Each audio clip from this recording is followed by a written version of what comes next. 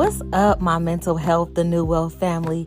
It is your girl, Nikita Nicole, the Illuminist, and you know what today is. That's right. Today is Friday, and you are back on another episode of Mental Health, the New Wealth.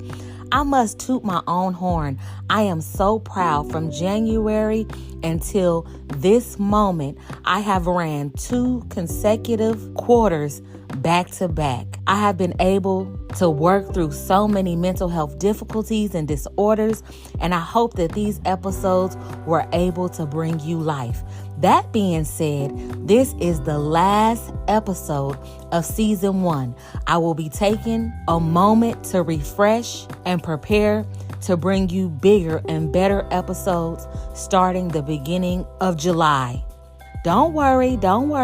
You guys will be okay, because you can go through 1 through 21 of all the episodes that I did this season to catch up and be ready for season 2. In this episode, I am speaking to a California native, which is also a stylist, a mother, a visual artist, a fashion designer, a product developer. I can go on and on. In this episode, me and my special guest, ANGELLE CLARKE, talk about her upbringing in LA and how she has decided to take her destiny into her own hands and push forward into a super entrepreneur. That's right, we will be chatting with ANGELLE SUPASTAR. I am so glad that you guys have stuck with me this full season. Even if you weren't able to listen to each and every episode, I am just so grateful that you tapped in and gave me the much needed energy to push forward, letting me know that these podcasts and the information that were shared was helpful and fruitful for your lives. Now, just because we on a break does not mean that you cannot hit me up on Instagram at Mental Health the New Wealth. I will also be on YouTube very soon at Mental Health the New Wealth. And you can definitely still go on Spotify at Mental Health the New Wealth. Listen to all the episodes. You can leave support and donations. You can even leave me voice notes from your favorite episodes or your thoughts and opinions on the episodes that you have listened to. So this is the last one, y'all. Episode 21 of season 1. Sit back, relax, and let's get into it.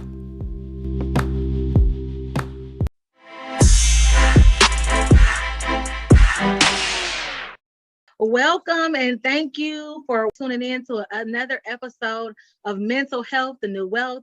I'm your host, Nikita Nicole, the Illuminist, and I'm so excited that you decided to join us on yet another podcast episode. Today, we are talking to our special guest. She is a light in the industry. She gets things done, and particularly, I have been knowing her for quite some time off and on in the industry, but lately she had made a live that was just touching and impactful to me because it was talking about something that we have been talking about in relationships. So she was so transparent and so open that I decided to talk to our special guest today, Miss ANGELLE CLARKE. How are you today, beautiful? I'm doing fine. Thank you so much for having me. Thank you. Thank you for taking my invite such short notice. Thank you. So just to let the people know, who is ANGELLE CLARKE? Well, I am a hair and makeup artist, about 30 years in this industry, doing hair since just before graduation of high school. I attended that, and then I also attended fashion school for fashion merchandising. Haven't did anything with that until now. I launched my clothing line in November of last year. I've also graduated from cinema makeup school here in LA. And I have my own products. I have my own hair product and I have my own makeup line. Yeah, that's why I said, let me let you explain, because you have done so much, and especially given 30 years to the industry, experience so much in the industry, and keep on reinventing yourself, keep on growing in the industry. That is something that's major. Yes. So I wanted to touch on a bit. I know that I became reacquainted with you. You've done so much. And a lot of us are breaking so many generational curses in our family. And so with all that you have done, I'm pretty sure that you have broken a lot. I want to go back and speak about young ANGELLE. How was your upbringing and how were you raised as a young child? Well, raised pretty happily. I mean, you don't know you're poor until somebody tells you that you're poor. But other than that, you're a happy child. You're Right. just going about your way. Really, my mother was from Texas, Okay. and my dad is from Dominican Republic. But I wasn't raised with that culture. I was raised more like on the African American side. So Okay. um, I don't know too much about the Dominican culture, especially here in LA. They only think of Cardi B and Right. maybe a Marlon Negra and a couple of baseball players, but they don't really understand that.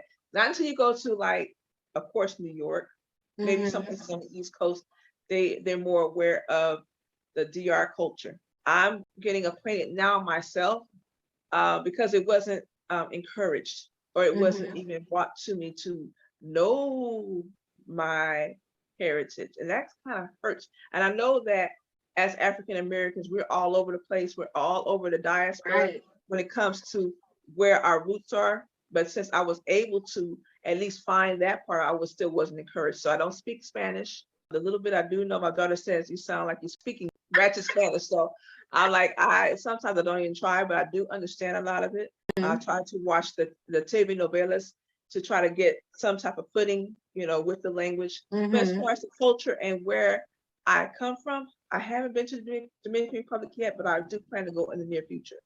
My American side, yes, Texas. Grew up here in California, born and raised here in from LA native. To your listeners, I went to Crenshaw, graduated Crenshaw, Hey. LA Trade Tech, all those things that are right here in the so-called hood. The hood is good. The hood ain't all bad. Good. Hood is Right. good because it gives you so much foundation that you wouldn't normally get, in other areas. Absolutely. And it really teaches you about life. And so that is my other question. Being that you were raised in quote unquote the hood environment, what did that do, or how did that assist you, or how was that a hindrance, or just how did it affect you in general growing up into your adulthood being from a hood environment? Well, I was also raised in the church, not in the church where my mom was very strict about it, but we were in church 3 times, 3 different churches every Sunday.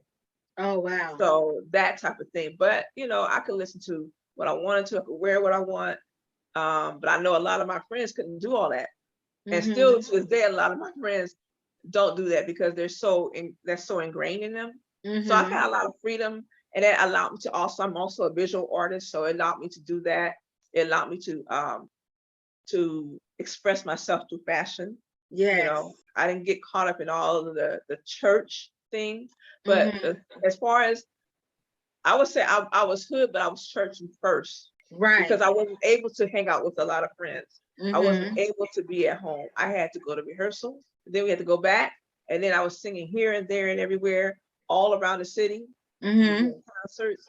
My mother had a recording company. I think we did 1 album. Oh, wow. And then she traveled all over the world too as a jazz musician. She did the Sunday thing, but she also had her own record label. And so she had artists. That's deep because too, that foundation was able to afford you a lot of experiences that otherwise you may not have been able to take advantage of. We weren't rich, but she associated herself with a lot of wealthy people. So playing at their events, they had to have live bands. Back in the 70s, you had house parties, you had a live band. You didn't have a DJ saying, Alexa, play this. You had a live band playing what they wanted to hear. And mainly the focus back then was jazz. And that was the best too, that real instrumentation. And that is amazing because your mom was very eclectic. She did a lot of things. And then you had that foundation for entrepreneurship in your blood. And so that is what I also want to focus on too. So your mom doing so many things and having that foundation in church, but allowing you to do pretty much what you wanted because you had church principles and foundation in your mind, no matter where you went or what you did. So you were able to be free, but you had some foundation. How did that veer into entrepreneurship and you being involved in the beauty industry? Were you always into entrepreneurship and beauty? Not beauty necessarily, but I always knew that I wanted to have my own business. She had a boutique during that time of my childhood. We would make clothes for people. My grandmother was 35-year veteran here in the fashion garment industry downtown. She was making clothes for people. And then they opened. She had one boutique before I was even born, back in the 50s. But in the 80s, she opened again on Crenshaw. They would make clothes, and my duty was to cut the threads off. Girl, you gotta help now. You gotta help. Yeah. Oh yeah. You know, grandma and mama was gonna put you to work. Right. So it struck my interest in fashion. And that's how it parlayed into hair was. Hear me clearly. I'm a little bit older than you. Mm-hmm. Back in the day, they didn't do us right on the hair. And you see it in some commercials now too. Yeah. And sometimes their hair would look kind of tired. So I said, well, I'm gonna be a designer. I might as well go and get my hair license to know how I wanted the hair. Yeah. Right. So, you know, like I said, 30 years, I'm just now veering off in another direction. But guess what? When that fashion show comes up in August, my first fashion show, I'm gonna be on it about that hair. And we're going to make sure we get your information to the people, because if you are in Crenshaw or want to have anything to do or be involved, we definitely want you to slide through and support. This has been a long time coming, so definitely. So with your whole family being entrepreneurs, you were saying, you know, you had to help out. So you kind of always had that niche in you regarding entrepreneurship, wanting to have your own business and just doing your own thing, and then kind of veered into beauty because they wasn't doing this right. I do see certain stuff, like you said, and be like, you could tell somebody else did their hair. Because when you know. Right. How has being in the industry of beauty and then now segueing into fashion, how has that affected your life? Because I know for me in the industry, I have created so much community. Not having a whole lot of family, and really create family for myself in a way. And then it has just allowed me to be more free, a spiritual and an artistic outlet. So how has the industry assisted you in your life? Well, you do take on clients as your family. And you have young women that you can empower. You have older women that you can learn from. You have your direct peers that you can laugh with. And so when you're standing over your clients, you want to speak life into that client. Yes. So they're coming in there, and I always say, you didn't sit in my chair for a hair appointment, you sit as a divine appointment. Exactly. And so at this point in the game, I'm very selective about this is an invite only salon. I don't necessarily take appointments, but you have to be invited in. And so how I invite you in is if I book you again, say, would you like to book again? Then that's your invite. That's why I say, have a nice day. Have a nice day. So, and when you're starting out, you have to get a feel for what you like. So you're doing all these different type of clients. You're involving yourself with all these different types of personalities. But then it becomes spiritual after a while, because hair is a spiritual gift, because we're touching people, we're speaking with them. You know, they're telling us their very heartfelt secrets and emotions, and they're laying that when they get out the chair. A lot of times we got to do a spiritual cleansing after that. So that takes a while. You know, when you decompress, I know if you do a large amount of people on a Saturday, there is not a way that you can just get up and go. It's not the physicality of doing hair. It's the emotion, energy, the spiritual. Exactly. So when you get out the chair and that last person is done, you're like, right. But sometimes I've fallen asleep in the chair after I've done people. I believe it. I'll get it later. Especially when you give your all. And a lot of people now are like, you know, they just do hair. If that's what you in it for, you're not going to have longevity in this industry, because you have to be a people person. You have to be connected intuitively with yourself and others. Like you said, to know if you mesh with someone, is this going to be a productive client for you to have, you know, in the long run? And are you the best stylist for a certain person? Everyone does not fit every client and every person. So it's very important that you said that. And I wanted to touch more on that, because we empty out. If you're a good stylist, it's not just, you know, doing the best services, keeping up to date, using the best products, having the best environment. We empty out and we give our all. So what do you do for yourself to make sure that you're pouring from an overflowing cup? It's not good enough just to have your cup full, because then you're going to be empty. It needs to be overflowing. So what do you do to make sure that you have self-care and are pouring from an overflowing cup? Well, meditation, prayer, going out for a walk. Don't stand behind that chair all day and just do them straight through you. That's not good. Spend time with your loved ones. I mean, your true loved ones. And if you're a parent, take that time and have that mommy kid day. Don't do hair all day and neglect these kids. Because what happens is, we talk about PKs, which are PKs are pastors' kids. The hairstylist kids can be off the chain too. My daughter was young, little. We had a mommy daughter day. I didn't take any clients. We went horseback riding. We went to the park. We went to the movies. We just sat home and just did nothing. You know, you have to take that, because those kids are only young once, and money comes and goes. That's true. That's true. And they watch everything you do. We're really cultivating them into human beings, and the things that they learn from us and we teach them, they'll take off into the world, whether it's good or bad. So it's important not to put so much emphasis on that money, like you were saying, and really love on your people, love on yourself, and love on the people that are around you and that you consider family. That's very important to do. And the Korean spa. Oh. The Korean spa, yes. They'll bust you down, but I know since the pandemic, everything is so far as business and what we used to then start wavering a little bit. So now we got to find, our best spots ain't the best spots no more. So we got to find different spots and stuff to go. But yeah, just having that time to get that massage, to get your nails done, or whatever you deem to be self-care for you. That's very important. Yes, absolutely. So growing up, and it seems like you had a pretty full life. You give a lot to your clients and stuff like that. Has there been some things that, has still affected you in your adulthood as you've grown up? And how have you decided to deal with those things and push through for improvement? And are you still working through some of those things? I mentioned the church. And disclaimer. It's not against God, it's not against Jesus, but it's a lot of times the African American experience of the church, not Christianity. The African American experience of the church can be very toxic. Yes. So in my healing directly with God, sometimes the people that you face and come in contact with can be very, very toxic.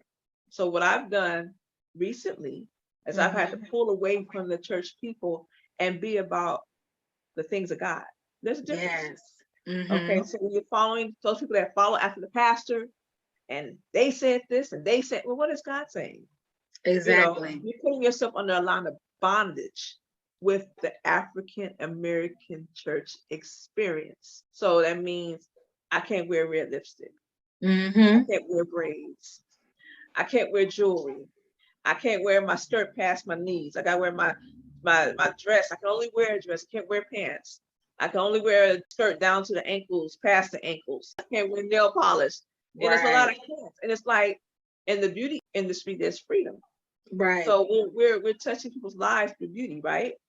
But then I also have experienced, because I didn't look churchy like church, I got a lot of flack for it. So as an adult, it was fun, like when I was a kid, because I was singing all the time and I didn't see all the stuff. And I would wonder why my mother and my grandmother would change from church to church as far as musicians, because my grandmother was a musician as well. We would play at the same churches, or they would play somewhere else, and then my mother would go pick my grandmother up, and then we'd go to another church and we'd all be together. But I would always wonder why we didn't stay past a certain time limit, because number one, we were employees, not necessarily members of the church. So it would run out, or the church would dissolve, or agree to disagree and leave. But as I became an adult and I started looking like a woman, particularly my breasts, and I'm real top heavy, I started getting a lot of problems. Yeah, I bet. The men, and we're talking candidly, right? Because we're going to help some people, right? Yeah, absolutely. Yes. We're going to break some bondages today, right? Absolutely. 35 years old, my breast started going to a double G. Not a double D, a double G. G, yeah. So hugging became an issue. Talking too long, it became an issue. So, but accusations were many. You got to understand, I love God. I don't want nobody's husband, because God, I serve God first. Right. Okay. So all of them going to be ugly to me until God sends me my husband, Who's right? For me, yes. Right. Exactly. So they're all ugly to me. It's like, really? I didn't come here for all that. I came here to get a word. And I think my most traumatic things have been inside the church, unfortunately. Yeah. And there's no disrespect to anyone that's following after Christ. We're not talking about that. We're talking about African American church experience that came through slavery, that came through the 1930 depression, that came through the 60s civil rights movement, that came through blind obedience. You just do what the pastor said, you don't question. And that's what it is, that blind obedience. Anytime that you take, like you said, the word of man over what spirit is telling you. And that's why you need to have that relationship. So when you experience church hurt, and you do, there are things that happen in the church that you don't agree with, but it be with the people of the church, not God. And so a lot of people fall out of the church due to that. And then I wanted to speak on too, this whole notion of you developing. It is sad that in the church, like you said, the Black church community, that so much responsibility is put on the woman as you, if you cannot control yourself. I can't do nothing about having the bust size that I have, but to shun me or to make up rumors about me or to talk about me as if I am coaxing these men or I am, trying to commit adultery when I'm just being polite or speaking. And because you don't have control over your flesh, now the burden has to rest on me. What's up, my mental health, the New Wealth family? It's your girl, Nikita Nicole, the Illuminist. And have you heard about Anchor by Spotify? It's the easiest way to make a fire podcast with everything you need in one place. Let me explain. On Anchor, you have tools to record and edit your podcast on your phone or computer. The great podcast that you create can be heard on Spotify, Apple, Google Podcasts, and more. It's all that you need in one place. So go to your app store and download Anchor, or go to anchor.fm and get started. That's anchor.fm. And let's get this going. I'm ready to hear an amazing podcast. Tell them Nikita Nicole of Mental Health, the New Wealth sent you. We are there at church to be in alignment with spirit. You are not there to womanize or any of that. And a lot of times you already have a wife, and that kind of is the stigma, especially with Black churches. And it's just sad that a lot of us as women deal with that, go through that. Now, don't get me wrong. It's women that chase church men. Oh, yeah.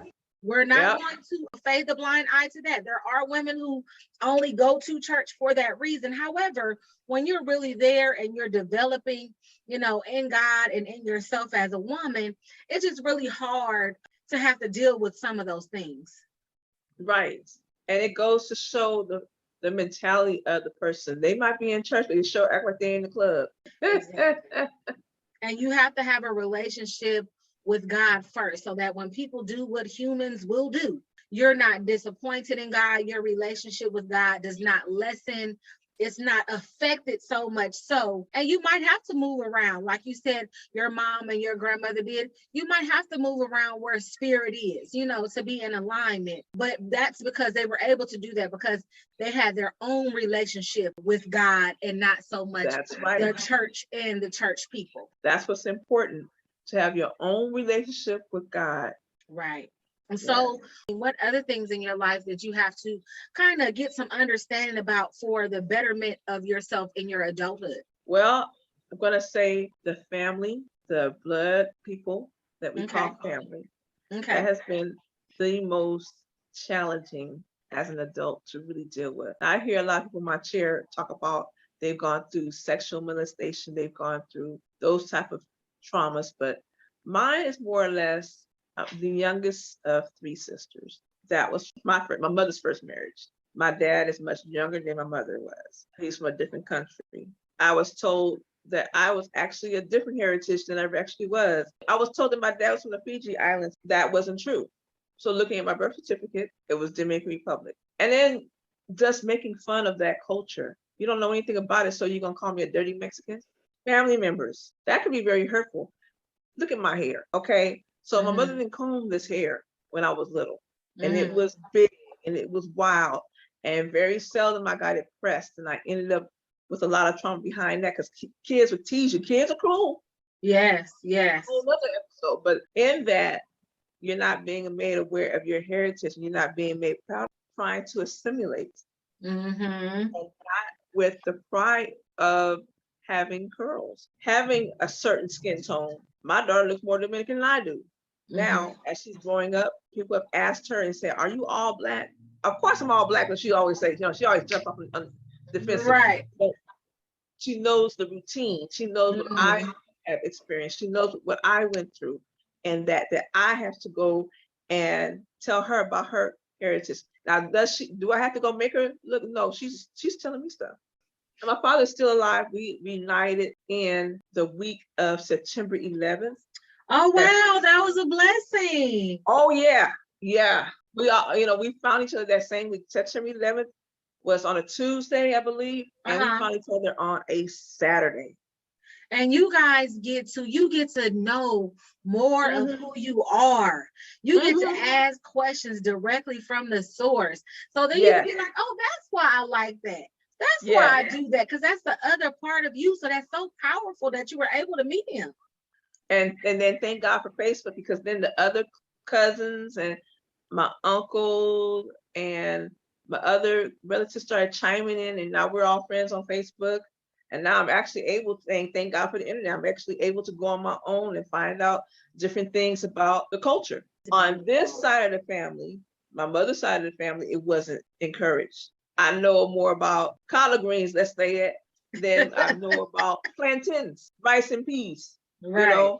I know more about this side than I do know. I should know about both. We should know, in this day and age with the technology that we do have, every person should do a background check of their history. Absolutely, absolutely. A DNA scan, and then it's this other one called African ancestry, because I heard a lot of people, when they take the regular, regular ancestry test, they stop short of a lot of our history. So not only taking that to just know in general, but then an African ancestry test, so that you can know what parts of yourself are from Africa or other Caribbean nations, and what tribes. So I'm so glad that you were able to actually meet your dad. So what parts of your dad, now that you're starting to get to know him, what parts of him do you recognize that are integrated in you that you didn't know before? His knowledge from movies. Golly, he could tell you everything, every actor, wardrobe stylist, who was on the set, the background of, just everything. And I'm like that too. Well, working in production, you look at continuity and you look at the beginning to the end, making sure everything's right. So you do get that eye. You don't look at television and film the same way. But my dad is like, he's a walking encyclopedia on movies. Wow, and that's something that you guys are able to share. That's yeah. And like you said earlier, we need men. A lot of the society might, you independent, you got it going on, girl, you don't need a man for nothing. We honor men. We need men. They are so important in our lives, because without them, we are missing a lot of big structural pieces that we need for our major foundation. Oh my goodness. And that started from the 70s. Prior to the 70s, there were more two-parent family homes, African-American homes, but as soon as the 70s hit, it began to be less and less and less. The 80s hit, less and less. The 90s hit, the 2000s hit. Now you can hear it in the music. I don't need you, you get out.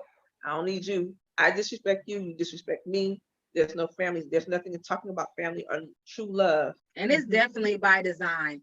If you can break up the structure of a family, you can control, many nations doing that. So it's definitely by design. And I know that there is a lack of it, but I'm glad different artists even are starting to get a little more back into what it means to be family, have family, and to do the work, and that is something that is one of the main things that I noticed. And that's what I speak about here on this podcast all the time, is you must do the work, the good, bad, and the ugly. You must go in and get that shadow work, because a lot of that is not you all of the time. This is learned behavior, which is a lot of time coping mechanisms and things of that nature. So you must do the work. I honor you in making sure you do that. And so speaking of doing the work, you really got to do the work, because you have a child. Yeah. Oh, well, yeah. as being a mother, you're one of the first teachers, you know. So how do you maintain doing the work and then raising her to be a good young lady? And what are some of the things that was instilled in you that you decided to continue on, or some of those things that you decided to go your own way in rearing your child? Well, I didn't want her to have this conception that she had to assimilate. Be your own person. Your beauty is enough. You are enough. Absolutely. Having substance inside of you is very important. That self-love that I'm developing, she already has it and more. Because she's seen the hatred and the trauma that I have faced. I hadn't let her even go around too much of it to a default, only because I want to protect her from certain situations that I've gone through. But then also it kind of was a hurting thing, and I see it now, because she doesn't know who her family is. Yeah. But I just didn't want her to be in the way of having to see a lot of senseless silliness going on. And taking on that and developing more trauma. I have family, but I'm not really close to them. And as you grow older and you look at, you know, some of those things, it's kind of like, did those people not being in my life, did that hurt me or help me? And what did I miss out on? And if you are bringing trauma into my life, if you're hurting me because you're hurt, if you're being spiteful or negative because maybe you don't like my parent or you have an issue, it doesn't really hurt me because I don't know it. So it's kind of good that you did keep your daughter away from the drama, because now she does not have that trauma to have to heal from because she never was around it. Exactly. But I also, your question wants your family, your daughter to know, such as the case, it's time for every individual to do their own healing to move forward. Yes. Because sometimes we hang on to family and say, oh, that's my sister, that's my brother, I gotta do this. It has to be a reciprocal thing. It has to be give and take. And a lot of us are so much givers, so we don't even notice. Correct. We're caring about not only you, but your appearance because you represent us. So it's a lot of free hairdos, makeup jobs. But in turn, when you ask for little things here or there, or just simply, I want to start to create better boundaries in my life. So I'm not even going to charge you full price. I just ask that you give me a little something. Oh, I ain't got it. But you getting the service though. Like you almost expect me to do it. But when I ask you to honor me in the form of currency, you can't do it. You can't. No. And so a lot of those times it make you think like, you know what? I'm giving out a lot to people who are not reciprocating anything. Energy vampires. Yeah, that's what they are. Vampires. Yes. Take from you and deplete you. We have to learn that. And as we learn that, we become stronger for it. But it's unfortunate that we have to be basically to the ground level to discover that we're doing a lot that's not being reciprocal. I can attest to that fully. I've been in situations where as long as you're doing something for people, you're fine. You're the good person. But the minute that you say no and start setting up some boundaries, then all of a sudden you're lower than life itself. So you have to go on with your life. That's what I say, that you have to do your work for your life because you can't be tied down to anyone. Look, we're in June right now. What does the next 6 months look like in your life in the way of depleting your trauma, in the way of healing, in the way of mental health? Are you going to go through another year with the same trauma, the same bondage, the same emotions, sad emotions, same low self-esteem? I think not. But it's up to us to do the work. Yeah. And a lot of the sadness we go through is not only the hurt that other people are not in alignment with who we are, but the sadness because we are stopping ourselves. Yeah. That's ourselves saying, okay, girl, you need to start saying no for yourself. You need to, start doing things. It makes you sad because it's like this nagging feeling that there is something missing or something that needs to be done. But it's your work to do, to assert those boundaries, to tell people no, to, start getting what you're worth and doing those type of things for yourself, and to discover that you might have to leave some people alone, to discover that these people that you consider, and have known majority of your life, you might have to discontinue relationships with them. And what I learned also is it doesn't always have to end negatively. Sometimes you can just agree to disagree. You bid them and peace. move on. Exactly. And don't have that animosity, that grudge, that hatred in your heart, because that only affects you. Yes. So you can separate amicably and still keep your integrity and your joy and not harbor anything negative for anyone. Right. Yeah. Well, my thing is this. Hairstylists, we have the potential of making a lot of money per day, and we want to be generous, but all that shuts down. Like, say you go through a downturn in your business, and all of a sudden you can't do all those favors and stuff for people anymore, particularly family. Then you become an outcast. And but even now, I've had to really like shake off the dust and keep on going because you have a business to run and not people to impress. You have a business to run and a legacy to leave for your children. Yes. Some people, I've met hairstylists don't even have life insurance, no retirement, nothing set up for themselves. But yes. they're doing hair Johnny on the spot for people all the time. All the time, Right. just doing it, just going, and never stopping for once for themselves. And that's important because you have to have that safety net. Because if something happens today or tomorrow to your arms, to your legs, whatever, and you're not able to get to that salon or do that service, then what? All this money has flown through your hands that you have not set up and aligned and invested. And that to me is self-love, self-worth, self-care. And no, it's not a curse. No, it's a complete sentence. Right. And you don't have to explain. What does the future hold for Angelle Clarke? Well, expansion in the business, continued healing. Yeah. There are things sometimes people don't want healing. They just want the attention that being unhealed gets. But I want total healing because I deserve it. Yes. I didn't deserve a lot of things that I have experienced in my life, but I do deserve healing. I deserve every good thing. Yes. Every good thing. So that is what I'm after right now. Expansion. I have a lot of work to do in that. You know, you have to do the work. You have to really want it. You have to go after it with all passion, unbridled energy. Yes. We're not supposed to live in fear. We're not supposed to live in bondage. I think as African American women, we carry the weight so much, and being that strong woman, it's time to sometimes be that damsel in distress and ask for help. And it's okay to get therapy. Say that again. It is okay to get therapy. Yes. It's okay to get therapy until you deal with the person.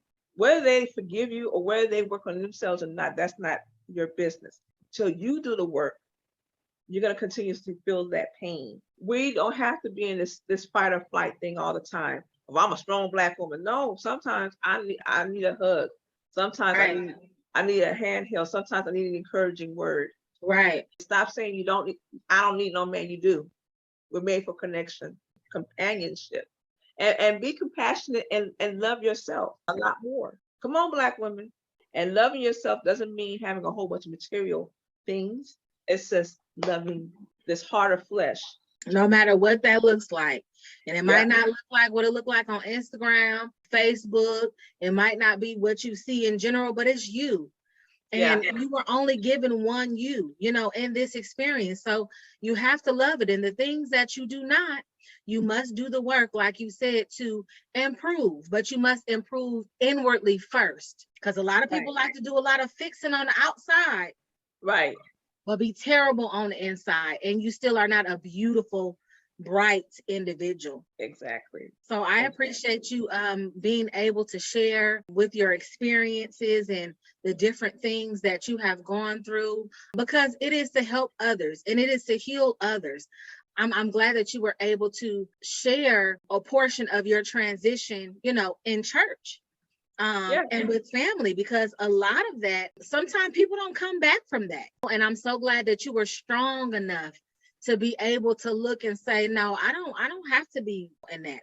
I don't have to participate in that. And then this is how I'm going to move forward and do my own work. So for those of the Mental Health, the New Wealth family that are interested in connecting with you, how do they get in contact with Angelle Clarke?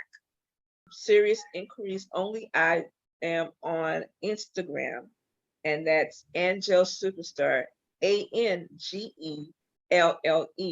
SUPASTAR. I'm also on YouTube, Angelle Superstar, same spelling, ANGELLE I love connecting with people. I have a hair product. I have a makeup line. I'm also open to motivational speaking. I believe it's my time to do so.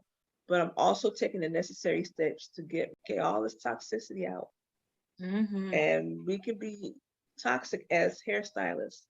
We can be mean to one another as hairstylists. You cannot do hair all day. You cannot do hair for the rest of your life. You have to parlay it into other things. My only thing to people will be to say, as hairstylists, we got to put our names on products. We cannot rely on these clients. Yes. It's not the 90s anymore. You have to brand yourself in other avenues. You have to be willing to change. And social media is not the enemy. What you put out there can be the enemy. Make sure that you look the part. Make sure that you're speaking kind words over your people. But do not get in the habit of doing hair all day. I have seen too many people leave out of here in the natural over overwork. Well, I thank you for sharing with us. Thank you so much. Thank you. You have such a kind spirit, and you was like, yeah, let's do it. So I was like, cool, let's do it. So as you are doing your work every day and pushing forward to be the best person that you can be, you guys, please always remember, your mental health is the new wealth.